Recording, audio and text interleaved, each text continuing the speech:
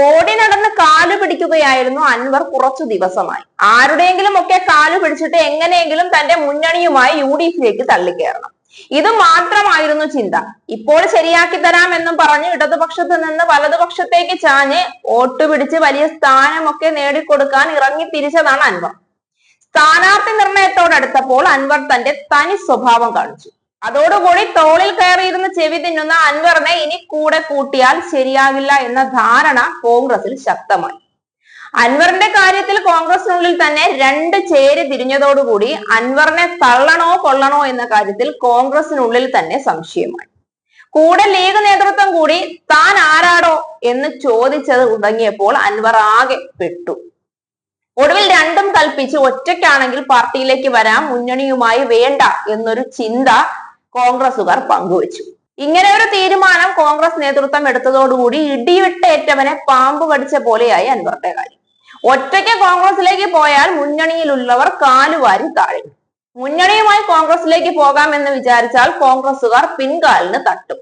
ഈ അവസ്ഥയിൽ കയ്യാലപ്പുറത്തെ തേങ്ങ പോലെ കുറെ ദിവസമായി അൻവർ ഓടിക്കളിക്കാൻ തുടങ്ങിയിട്ട് ഒടുവിൽ രണ്ടും കൽപ്പിച്ച് ചില വിട്ടുവീഴ്ചകൾക്കൊക്കെ തയ്യാറായി. മുഖ്യമന്ത്രിയും മോദിയും കൂടി ഉപതെരഞ്ഞെടുപ്പ് നടത്താതിരിക്കാനുള്ള ഗൂഢാലോചനകൾ നടത്തുന്നു എന്ന പ്രസ്താവനയിൽ ഊന്നൽ കൊടുത്ത് അൻവർ പതിയെ തന്റെ ആവശ്യങ്ങളിൽ നിന്ന് പിന്നോട്ട് നടന്നു.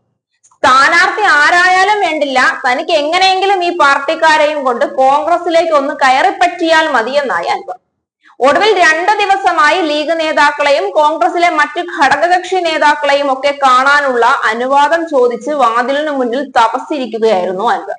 ഒടുവിൽ അൻവറിനെ UDF നേതൃത്വം കടാക്ഷിച്ചു. കടാക്ഷിച്ചതാണോ ഒതുക്കിയതാണോ എന്ന് കണ്ടറിയണം. എന്തായാലും അൻവർ എല്ലാവരെയും കണ്ട് കാലു പിടിച്ച് കരഞ്ഞ് ഒടുവിൽ കോൺഗ്രസിനുള്ളിൽ കയറിപ്പറ്റാനുള്ള ആപ്ലിക്കേഷനിൽ സീൽ വെപ്പിച്ചു എന്നാണ് ഇപ്പോൾ ലഭിക്കുന്ന റിപ്പോർട്ടുകൾ. അൻവറിനെ പോലെ ഏത് നിമിഷവും നിറമാറാവുന്ന ഒരു ഓന്തിനെ പിടിച്ച് പാർട്ടിക്കുള്ളിൽ വെക്കുമ്പോൾ ചെറിയ കാലത്ത് ഒരുപാട് അനുഭവങ്ങൾ അൻവറിൽ നിന്ന് കിട്ടിയത് കൊണ്ട് തന്നെ ശക്തമായ നിബന്ധനകൾ വെക്കാനാണ് കോൺഗ്രസ് നേതൃത്വത്തിന്റെ തീരുമാനം. വെറുതെ ഒട്ടകത്തിന് ഇടം കൊടുത്തതുപോലെ ഇനിയൊരു അബദ്ധം കോൺഗ്രസുകാർ കാണിച്ചാൽ ഗതികേട് എന്നേ പറയാറുള്ളൂ.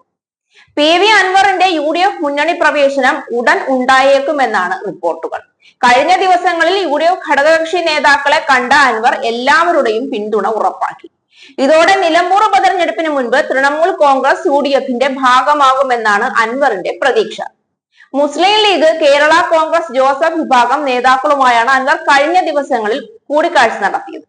തുടർന്ന് RSP, CMP നേതാക്കളുമായും ആശയവിനിമയം നടത്തി. ലീഗ് നേതാക്കളെ പാണക്കാടെത്തിയാണ് അൻവർ കണ്ടത്. PJ ജോസഫിനെ തൊടുപുഴയിലെത്തിയും കണ്ടു. കോൺഗ്രസിലെ എല്ലാ ഘടകകക്ഷികളും അൻവറിന് അനുകൂലമായ തീരുമാനം എടുക്കുമെന്ന് തന്നെയാണ് സൂചന. തൃണമൂലുമായി കേരളത്തിൽ സഖ്യമാകാം എന്ന നിലപാട് ഹൈക്കമാൻഡും സ്വീകരിച്ചതോടെ അൻവറിന്റെ UDF പ്രവേശനം ഏറെക്കുറെ ഉറപ്പിച്ചിരിക്കുകയാണ്. കോൺഗ്രസ് നേതാക്കളുമായാണ് അൻവർ ആദ്യം UDF പ്രവേശനം സംബന്ധിച്ച് ഔദ്യോഗിക കൂടിക്കാഴ്ച നടത്തിയത്. VD സതീശൻ, രമേശ് ചെന്നിത്തല, K സുധാകരൻ എന്നിവരുമായാണ് കൂടിക്കാഴ്ച നടത്തിയത്. കോൺഗ്രസ് എല്ലാ രീതിയിലും അൻവറിന്റെ മുന്നണി പ്രവേശനത്തെ പിന്തുണയ്ക്കുന്നുവെന്ന സൂചന നൽകിയ സതീശൻ മുന്നണിയിലെ ഘടകകക്ഷികളുമായി ആലോചിച്ചു കൂടി മാത്രമേ അന്തിമ തീരുമാനം എടുക്കാൻ കഴിയൂ എന്നൊരു കാര്യം കൂടി അറിയിച്ചിരുന്നു. തിരഞ്ഞെടുപ്പ് തീയതി പ്രഖ്യാപിക്കുമ്പോൾ UDFനുള്ളിലേക്ക് തന്റെ മുന്നണിയുമായി പ്രവേശിച്ചു കഴിഞ്ഞിട്ട് പാല് കൊടുത്ത കൈക്ക് തന്നെ അൻവർ വീണ്ടും തിരിഞ്ഞു കൊത്താതിരുന്നാൽ കോൺഗ്രസിന് നല്ലത്.